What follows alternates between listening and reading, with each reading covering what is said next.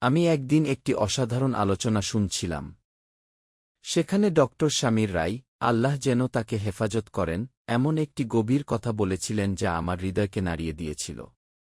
কথাগুলো এতটাই শক্তিশালী ছিল যে আমি পুরো বিষয়টা নিজের নোটে লিখে রেখেছিলাম। আজ আমি সেই অনুভূতিটা নিজের ভাষায় তুলে ধরতে চাই।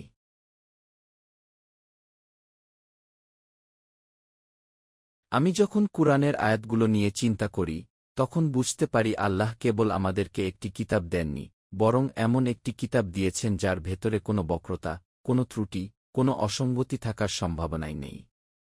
বিষয়টা খুব সূক্ষ্ম। ধরুন, আমি যদি বলি আল্লাহ হাতির জন্য শিং সৃষ্টি করেননি, তাহলে এর অর্থ দাঁড়ায় হাতির প্রকৃতিতেই শিং থাকার সম্ভাবনা ছিল না। আবার যদি বলি কোনো মানুষের বাম হাত নেই, তাহলে বোঝা যায় তার বাম হাত থাকার সম্ভাবনা ছিল, কিন্তু সেটি দেওয়া হয়নি। এই দুই কথার মাঝে বিশাল পার্থক্য আছে।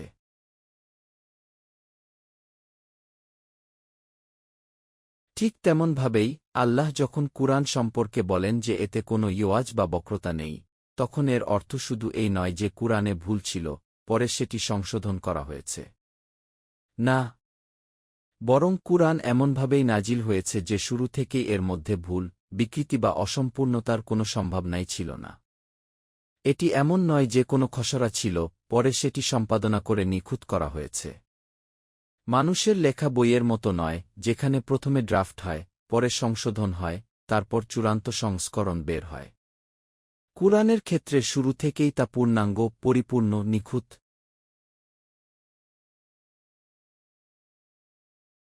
আমি যখন এই ব্যাপারটা উপলব্ধি করি, তখন আমার ভেতরে এক ধরনের শ্রদ্ধা তৈরি হয়। কারণ পৃথিবীর কোনো বই এমন দাবি করতে পারে না। মানুষের প্রতিটি চিন্তা, প্রতিটি দর্শন, প্রতিটি মতবাদ সময়ের সাথে পাল্টায়। আজ যা সত্য মনে হয় কাল তা ভুল প্রমাণিত হয়। মানুষ নতুন সংস্করণ আনে, পুরনো অংশ বাদ দেয়, নতুন ব্যাখ্যা দাঁড় করায়। কিন্তু কুরআনের ক্ষেত্রে আল্লাহ স্পষ্ট করে দিয়েছেন, এতে কোনো সংশোধনের দরকার নেই, কোনো পুনর্গঠনের প্রয়োজন নেই, কোনো মানুষ এসে বলবে না, এই অংশ বাদ দেওয়া উচিত ছিল অথবা এই সূরাটি নতুনভাবে ব্যাখ্যা করা দরকার। কুরআন এমন নয়।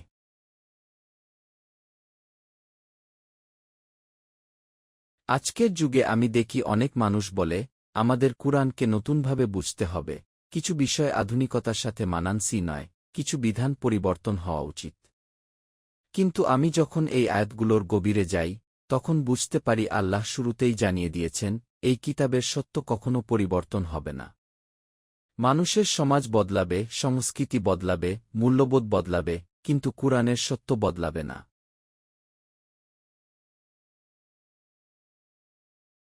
আমি আরও একটি জিনিস বুঝতে শিখেছি। কুরআনের প্রভাবও কখনো কমে যায়নি। অনেকে বলে সাহাবারা কুরআন শুনে যেমন বদলে গিয়েছিলেন, এখন আর তেমন হয় না। কিন্তু আমি বিশ্বাস করি এটা সত্য নয়। কারণ আল্লাহ যদি বলে থাকেন কুরআনে কোনো বক্রতা নেই, তাহলে এর প্রভাবেও কোনো দুর্বলতা আসেনি। সাহাবাদের হৃদয় যেভাবে এই কিতাব দ্বারা কেঁপে উঠেছিল, আজও একজন মানুষ ঠিক সেভাবেই কুরআনের মাধ্যমে পরিবর্তিত হতে পারে।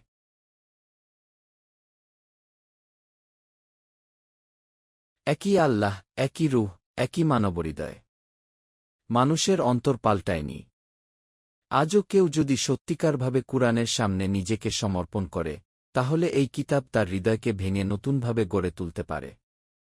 আমি বিশ্বাস করি প্রতিটি যুগেই সাবিকুন থাকবে, যারা আল্লাহর দিকে দৌড়ে যাবে, ঈমান ও আমলে অন্যদের ছাড়িয়ে যাবে।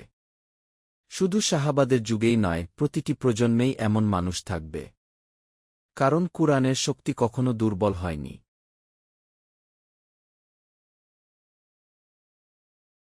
আরেকটি গভীর বিষয় আমি উপলব্ধি করি, কুরআনের সত্যের মধ্যে কোনো আপোস নেই। আজকের পৃথিবীতে মানুষ প্রায়ই বলে, মানুষের অনুভূতির কথা ভাবো, কাউকে কষ্ট দিও না, অত্যন্ত নরম হও। অবশ্যই একজন মুসলিমের আচরণ কোমল হওয়া উচিত। কিন্তু কোমলতা আর সত্যকে বদলে ফেলা এক জিনিস নয়।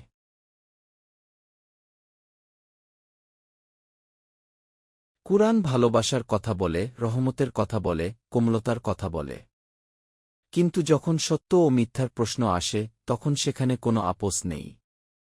হারামকে হালাল বলা যাবে না, ভুলকে সঠিক বলা যাবে না, শুধু এই কারণে যে কেউ কষ্ট পেতে পারে। সত্য সবসময় সত্যই থাকবে।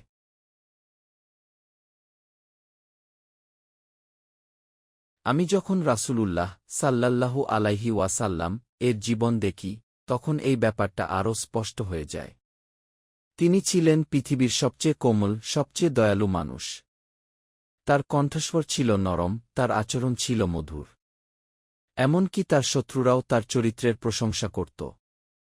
কিন্তু সেই তিনিই যখন কুরআন তিলাওয়াত করতেন, তখন এমন আয়াত পাঠ করতেন যেখানে কাফিরদের জন্য কঠিন সতর্কবার্তা ছিল, জাহান্নামের ভয়াবহতা ছিল, সত্য অস্বীকারীদের বিরুদ্ধে স্পষ্ট ঘোষণা ছিল।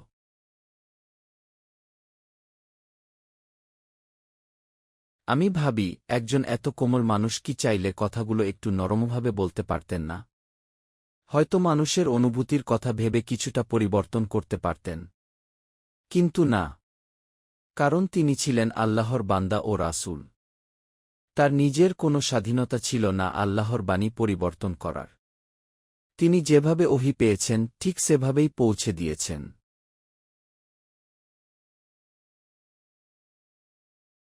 এটাই আব্দ হওয়ার প্রকৃত অর্থ। একজন স্বাধীন মানুষ নিজের ভাষা বেছে নেয়, নিজের সুবিধামতো কথা বলে। কিন্তু আল্লাহর বান্দা নিজের ইচ্ছাকে আল্লাহর ইচ্ছার সামনে সমর্পণ করে দেয়। রাসূলুল্লাহ সাল্লাল্লাহু আলাইহি ওয়াসাল্লাম যখন কুরআন তিলাওয়াত করতেন, তখন শুধু শব্দেই নয়, কণ্ঠের ভঙ্গিও আল্লাহর নির্দেশনার অধীনে ছিল। তিনি নিজের থেকে কিছু যোগ করেননি, কিছু বাদও দেননি।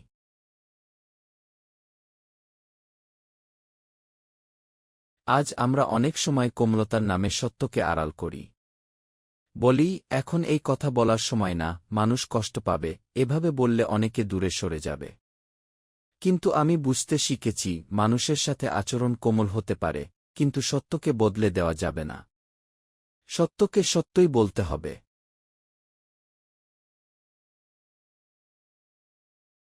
আমি যখন এই বাস্তবতাকে হৃদয়ে ধারণ করি, তখন কুরআনের প্রতি আমার শ্রদ্ধা আরও বেড়ে যায়। এটা কোনো মানুষের লেখা বই নয়। এটা এমন এক কিতাব, যার সত্য কালোত্তীর্ণ, যার প্রভাব চিরস্থায়ী, যার শক্তি কখনো ক্ষয় হয় না। এই কিতাব আজও হৃদয়কে জাগিয়ে তুলতে পারে, মানুষকে বদলে দিতে পারে, মৃত আত্মাকে জীবিত করতে পারে।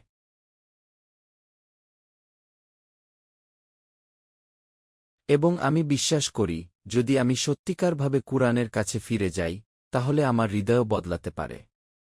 যেমন বদলেছিল সাহাবাদের হৃদয়। কারণ কুরআনের নূর আজও জীবিত। এর শক্তি আজও অটুট। এর সত্য আজও অবিকৃত। আমি যখন এই বিষয়টা নিয়ে গভীরভাবে চিন্তা করি, তখন আমার ভেতরে এক ধরনের ভয় এবং একই সাথে বিস্ময় কাজ করে। কারণ আমি বুঝতে পারি, আল্লাহর রাসূল সাল্লাল্লাহু আলাইহি ওয়াসাল্লাম শুধু আল্লাহর বান্দাই ছিলেন না, তিনি এমন একজন সম্পূর্ণ আত্মসমর্পণকারী বান্দা ছিলেন যার জিহ্বার উপরও তার নিজের কোনো নিয়ন্ত্রণ ছিল না যখন ওহী নাজিল হতো। আমি ভাবি, একজন মানুষ কতটা আল্লাহর প্রতি নিবেদিত হলে এমন অবস্থায় পৌঁছাতে পারে, যেখানে সে নিজের ইচ্ছামতো একটি শব্দ এদিক সেদিক বলতে পারে না।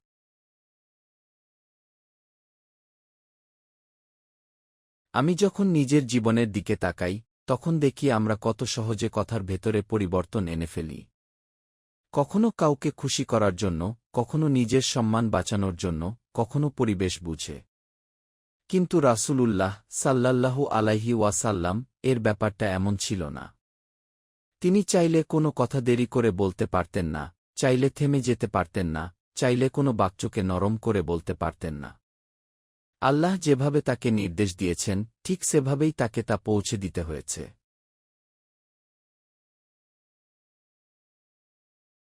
আমি যখন এটা অনুভব করি, তখন বুঝতে পারি কুরআনের পরিপূর্ণতার প্রথম প্রমাণ শুধু কিতাবের ভেতরেই নয়, বরং যেভাবে এই কিতাব পৃথিবীতে পৌঁছেছে, সেটার মধ্যেও রয়েছে। ভাবুন তো, কাদের সামনে এই আয়াতগুলো নাজিল হচ্ছিল, কাদের উদ্দেশ্যে রাসূল সাল্লাল্লাহু আলাইহি ওয়াসাল্লাম এগুলো তিলাওয়াত করছিলেন, কোন পরিস্থিতিতে করছিলেন, কত ভয়ঙ্কর বিরোধিতার মাঝেও করছিলেন। তবুও তিনি এক চুলও পরিবর্তন করেননি। এটিই তো সবচেয়ে বড় প্রমাণ যে এই বাণী মানুষের তৈরি নয়।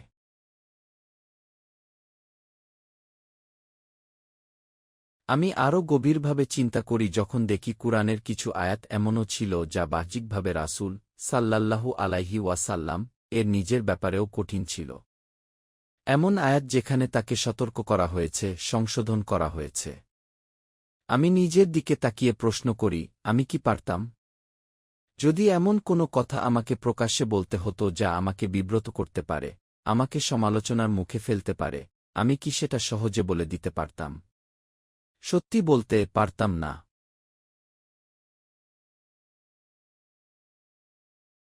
কারণ আমাদের ভেতরে অহংকার আছে। আমরা নিজেদের ভুল স্বীকার করতে ভয় পাই। আমরা চাই মানুষ আমাদেরকে নিখুঁত ভাবুক। কেউ যেন আমাদের দুর্বলতা না দেখে। আমি যদি কোনো ভুল করি, তখন আমার ভেতরে সঙ্গে সঙ্গে একটা প্রতিরক্ষা তৈরি হয়।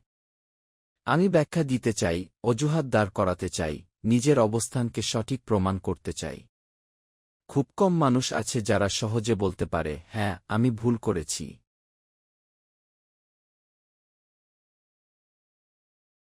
আমি অনুভব করি, এটাই আমাদের সবচেয়ে বড় সমস্যা। আমরা নিজেদের অহংকারের বন্দী। কিন্তু রাসূলুল্লাহ সাল্লাল্লাহু আলাইহি ওয়াসাল্লাম ছিলেন সম্পূর্ণ আব্দ। একজন সত্যিকারের বান্দা।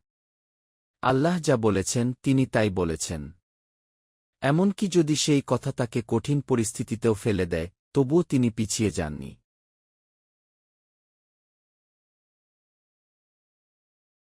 আমি যখন এই বাস্তবতা উপলব্ধি করি, তখন বিনয় কি জিনিস সেটাও নতুনভাবে বুঝতে পারি। প্রকৃত বিনয় শুধু নরম ভাষায় কথা বলা না, শুধু মানুষের সামনে নিজেকে ছোট দেখানো না। প্রকৃত বিনয় হল সত্যের সামনে নিজের অহংকারকে ভেঙে ফেলা। আল্লাহর কথাকে নিজের আবেগ, নিজের সম্মান, নিজের সুবিধার উপরে স্থান দেওয়া।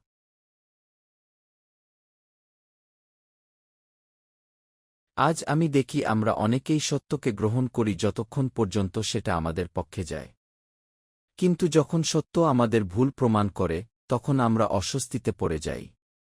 আমরা চাই কথাটা অন্যভাবে বলা হোক, একটু ঘুরিয়ে বলা হোক, বা একেবারেই বলা না হোক। অথচ রাসূলুল্লাহ সাল্লাল্লাহু আলাইহি ওয়াসাল্লাম এর জীবন আমাকে শেখায়, আল্লাহর বান্দা হতে হলে নিজের অহংকারকে কুরবানি দিতে হয়।